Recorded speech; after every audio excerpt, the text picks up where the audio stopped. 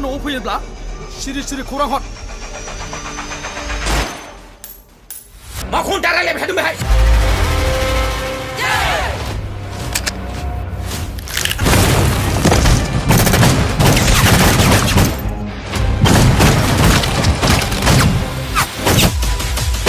बेंटल unemployment youth कमिटिनि बानजायनायाव फैगौ 1 अक्ट'बरनिफ्राय सानथामनि हाबाफारि लानानै बर' सावथुन दिन्थिफुंनाय जागोन होनना मिथिहोदों। देग्लायनि गोदानै दिहुनजानाय जांख्रिथायनि थैसाम आबुं बर' सावथुनजों लोगोसे खांख्राइ आरो जिउनि हांमा सावथुनखौ बेंटल हाग्रा रैखाथि बिफाननि बिट मावख'नि लांगोनायाव दिन्थिफुंगोन होनना बेंटल आनएमप्लयमेन्ट इयुथ कमिटिनि नेहाथारि खोरोमदाव बसुमतारी बिथाङा मिथिहोयो। गोसो गोरबोनि गाहाम हामलायथि जासिबाय आरो नैबे 1 थारिख अक्ट'बरनि बे दिनखालि जोङो जांख्रिथायनि थैसाम बर' सावथुन दिन्थिनो थाखाय लाहार फाहार खालामनाय जाबाय। बे लाहार फाहार खालामनायखौ नोंथांमोननि गेजेरजोंनो जोङो फोरमायनो सानदोंदि साफ्रोमबो बर' रायजो राजा बिथांमोना जोंनि सावथुन मुलुगखौ फोथांनानै लाखिनांगौनि थाखाय लैहोर लैहोर फैनानै मदद आरो हेफाजाब होनाय खावलायनाय जाबाय।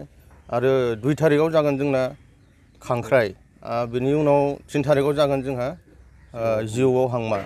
बे नायजाबखौ नोंथांमोनहा लैहोर लैहोर फैनानै बर' हारिमुआ थांनानै थानांगौनि थाखाय नोंथांमोनखौ आखाइ खबजबै गुरै खावलायनाय जाबाय। 1 थारिखआव जांख्रिथायनि थैसामखौ नोंथांमोन 1 थारिखआव जांख्रिथायनि थैसामखौ दिन्थिगोन आरो 2 थारिखआव खांख्राइ, दैयाव थाग्रा खांख्राइ नङा सिनेमा खांख्राइसो। ओमफ्राय 3 थारिखआव जिउआव हांमा रमान्टिक।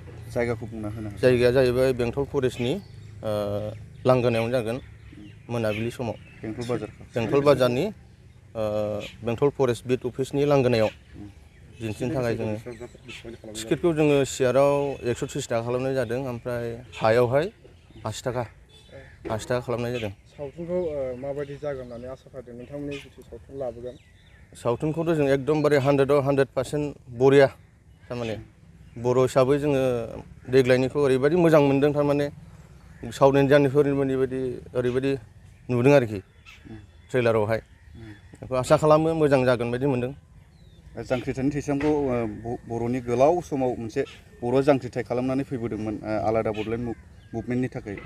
दा बेवहाय एसे सोमोन्दो गोनां बायदि जागोन नामा बियो? बेथ' मथा मथि जोंनि बर'नि जेनाखि जों सोमावसारनाय होननाय लोगो लोगोनो साफ्रोमबो बोराइ बेन्थ' गासिबो मिथिखायो। आरो नैबे सोमावसारनायजों सोमोन्दो थानाय नैबे जांख्रिथाय थैसामा निस्सय जोंनि गोसोआवबो नैबिदि सानदों आरोखि।